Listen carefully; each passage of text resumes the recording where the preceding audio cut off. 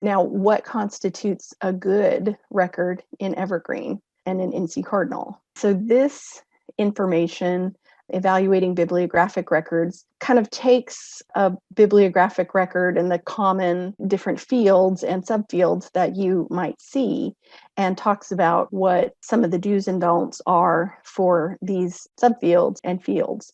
We use sort of a hybrid RDA and AACR2 format, so you will see some information in the cataloging overview about that. If you want to look further into that, we're not going to go into much detail. That is discussed during the item cataloging and bib cataloging training videos that Dr. Sonia Archer-Capuzzo did for us. So you can take a look at those for more information about that. But this evaluating a bib record gives you some useful information. This information is often found elsewhere. Also in the knowledge book, there are some links to additional explanatory documents, to the appendices, and links. Actually, some of the links here are to the Library of Congress or OCLC resources to help provide more information. For folks who are not very familiar with bibliographic cataloging or MARC records or any of that, and some of you, you may just be used to adding items to the catalog and not focusing as much on the bibliographic record, that's fine. But being knowledgeable and learning about what a good bibliographic record looks like is an important part of your job, because you need to know that when you're attaching an item to a record, that it's the right record and what constitutes a good record, and when to notify a bibliographic cataloger that you want to add this item to a record, but it doesn't look right, or you're not finding the correct record to attach it to.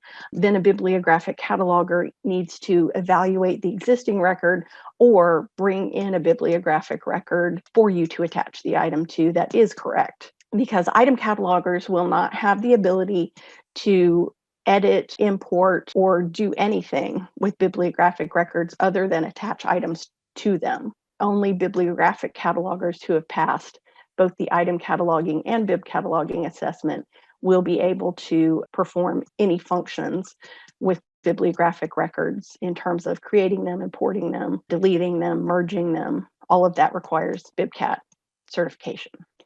So this is a good thing to look through and understand kind of what you're seeing when you look at a bibliographic record. If this is not something that's familiar to you, then I highly recommend exploring this.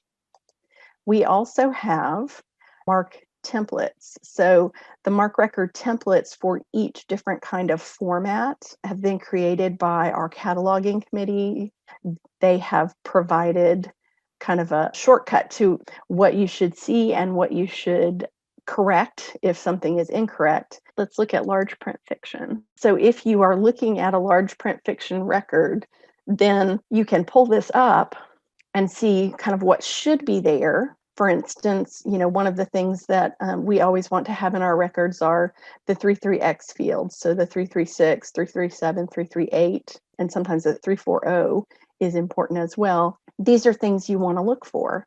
And if the record that you're looking at doesn't have this information, then that is something that you'd want to refer to a bibliographic cataloger. So these are good resources, even if you're not going to be a bibliographic cataloger, just to help give you a better understanding of whether the bibliographic record you're attaching your item to is a good one.